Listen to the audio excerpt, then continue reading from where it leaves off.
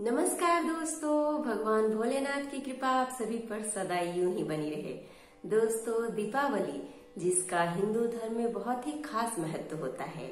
इस दिन हम दीप जलाते हैं और माता लक्ष्मी के साथ साथ गणपति की भी पूजा बड़े ही विधि विधान के साथ करते हैं। जहां माता लक्ष्मी की पूजा करने से हमारे घर में धन और वैभव की प्राप्ति होती है, वहीं भगवान गणेश की पूजा करने से हमारे घर में सुख शांति का वास होता है।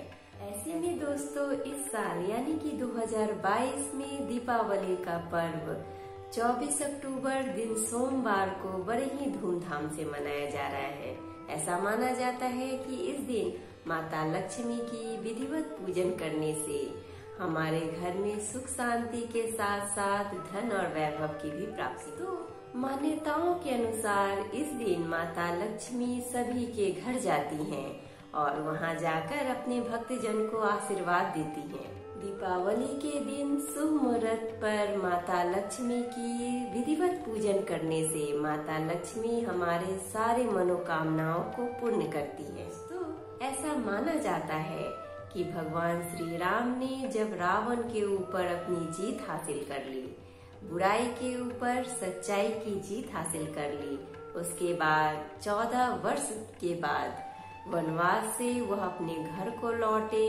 उनके आने की खुशी में अयोध्या वासियों ने अपने घरों को साफ सुथरा स्वच्छ किया और उनके आने की खुशी में दीपोत्सव का त्योहार मनाया। तभी से दीपावली का पर्व हर साल हर भारतीय के द्वारा अपने अपने घरों में किया जाता है। इस दिन लोग अपने अपने घरों में मीठी चीज बनाते हैं, मिठाइयाँ बनाते हैं, एक दूसरे से मिलते हैं और साथ ही साथ खुशी जाहिर करते हैं। यह दिन खुशियों का ही दिन माना जाता है। ऐसे में दोस्तों, आज के वीडियो में हम दीपावली के शुभ अवसर पर माता लक्ष्मी की कथा के साथ साथ राजा बलि की कथा एक साथ सुनेंगे।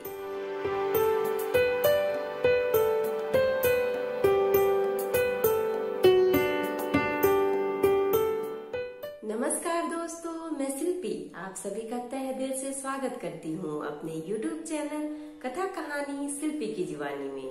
दोस्तों, इस चैनल के माध्यम से मैं आप सभी को हर तरह की कथा और कहानी सुनाऊंगी। अगर आपको मेरी तरह कथा और कहानी सुनना पसंद है तो प्लीज हमारे चैनल कथा कहानी शिल्पी की जुबानी को सब्सक्राइब कर लीजिए। और हाँ दोस्तों, अगर आपकी भी कोई कथा है, कोई कहानी है जो मेरी जुबानी आपको सुननी है तो प्लीज हमें कमेंट बॉक्स में कमेंट करके जरूर बताइएगा। तो चलिए दोस्तों, बैठे बैठे क्या करें, करना है कुछ काम। सुनते हैं आज के दीपावली की कथा लेके माता लक्ष्मी का नाम। एक साहूकार की बेटी थी। वह रोजाना पीपल सींचने जाया करती थी। पीपल में से लक्ष्मी निकलती थी और चली जाती थी। एक दिन लक्ष्मी जी ने साहूकार की बेटी से कहा कि मेरी सहेली बन जा। तब साहूकार की बेटी ने कहा कि मैं अपने पिता से पूछाऊं, तब कल सहेली बन जाऊंगी। घर जाकर उसने सारी कहानी अपने पिता से बताई। तब पिताजी ने कहा कि वह तो लक्ष्मी है और हमें क्या चाहिए, तू सहेली बन जा। दूसरे दिन साहूकार की बेटी पीपल सींचने गई और लक्ष्मी जी की सहेली बन गई। एक दिन लक्ष्मी जी ने साहूकार की बेटी को जीमने का न्योता दिया। जब साहूकार की बेटी लक्ष्मी जी के यहाँ जीमने गई तो लक्ष्मी जी ने उसको ओढ़ने के लिए साल दुसाला दिया। सोने की चौकी पर बिठाकर सोने की थाली में अनेक प्रकार के भोजन कराए। जब साहूकार की बेटी खा पीकर अपने घर लौटने लगी तब लक्ष्मी जी ने उसे पकड़ लिया और कहा, मैं भी तेरे घर जीमने आऊंगी। तब उसने कहा, अच्छा आ जाना। घर आकर वह रूठ कर बैठ गई। साहूकार ने पूछा कि लक्ष्मी जी तो भोजन करने आएंगी और तू उदास बैठी है। तब साहूकार की बेटी ने कहा, पिताजी, लक्ष्मी जी ने मुझे इतना दिया और बहुत सुंदर भोजन कराया, मैं उन्हें किस प्रकार खिलाऊंगी, हमारे घर में तो कुछ नहीं है। तब साहूकार ने कह दिया, जो अपने से बनेगा खातिर कर देंगे, परंतु तू गोबर मिट्टी से चौका देकर सफाई कर दो, चौमुखा दीपक बना दे और लक्ष्मी जी का नाम लेकर बैठ जा। उसी समय एक चील किसी रानी का हार उठा लाई और साहूकार की बेटी के पास डाल दिया। साहूकार की बेटी ने उस हार से सोने की चौकी, सोने का थाल, साल दुसाला और अनेक प्रकार के भोजन की तैयारी करी।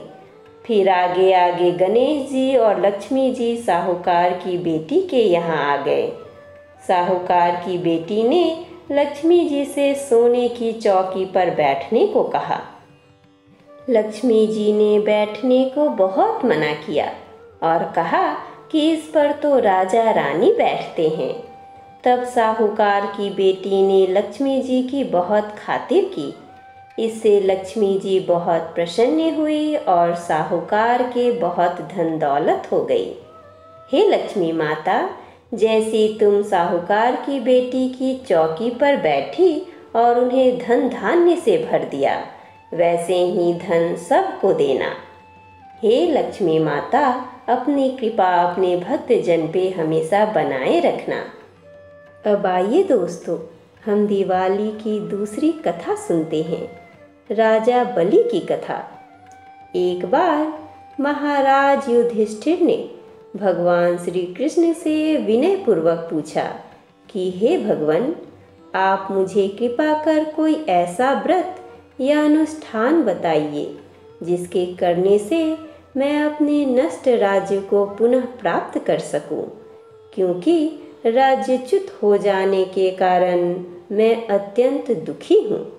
श्री कृष्ण जी ने कहा, हे राजन, मेरा परम भक्त दैत्यराज बलि ने एक बार 100 अश्वमेध यज्ञ करने का संकल्प किया।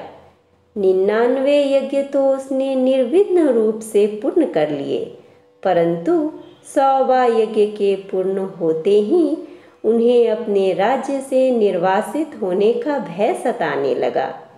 देवताओं को साथ लेकर इंद्र क्षीर सागर निवासी भगवान श्री विष्णु के पास पहुंचकर वेद मंत्रों से स्तुति की और अपने कष्ट का संपूर्ण वृतांत भगवान विष्णु से कह सुनाया। सुनकर भगवान विष्णु ने उनसे कहा, तुम निर्भय होकर अपने लोक में जाओ, मैं तुम्हारे कष्ट को शीघ्र दूर करूंगा।